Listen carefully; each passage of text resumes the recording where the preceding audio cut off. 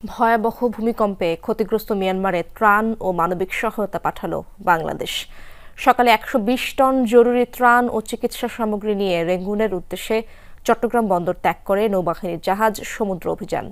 এই সহায়তা মিয়ানমারের জনগণের খাদ্য নিরাপত্তা, স্বাস্থ্য সুরক্ষার পাশাপাশি দুদেশের সম্পর্ক সুদৃঢ় হবে বলে আশা প্রকাশ করেন নৌবাহিনী প্রধান।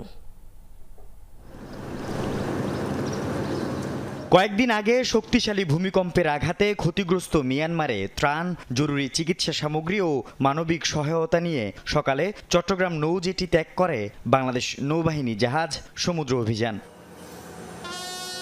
১২০ টন সামগ্রী নিয়ে ১৭৬ জনের একটি দল ইয়াঙ্গুন বন্দরের উদ্দেশ্যে রওনা দেয়। সামগ্রীর মধ্যে রয়েছে ৭৭ টন শুকনো খাবার, ২৯ টন বিশুদ্ধ পানি, ১ টন ওষুধ, ৯ টন বস্ত্র ও তাঁবুসহ অন্যান্য জীবন রক্ষাকারী সরঞ্জাম প্রকাশ করবে। পাশাপাশি এই ধরনের সহযোগিতাপূর্ণ মনোভাব আন্তর্জাতিক মহলে বাংলাদেশের সুনাম ও মর্যাদা বৃদ্ধিতে বিশেষ ভূমিকা রাখবে বলে আমি আশা করি।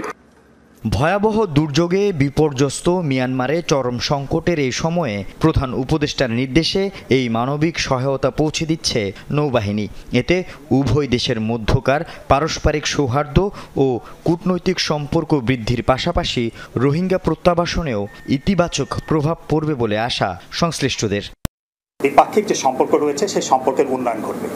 এই সম্পর্কের উন্নয়ন ঘটলে তখন আমাদের যে পারস্পরিক যে সমস্ত সমস্যাগুলো রয়েছে, যেমন আমাদের মিয়ানমারের সাথে আমাদের রোহিঙ্গা প্রত্যাবাসন সহ যে সমস্ত সমস্যাগুলো রয়েছে, সেই সমস্যাগুলোরও সহ অন্যান্য সমস্যাগুলো আমার মনে হয় নিরসনে একটা সহায়ক ভূমিকা পালন করবে।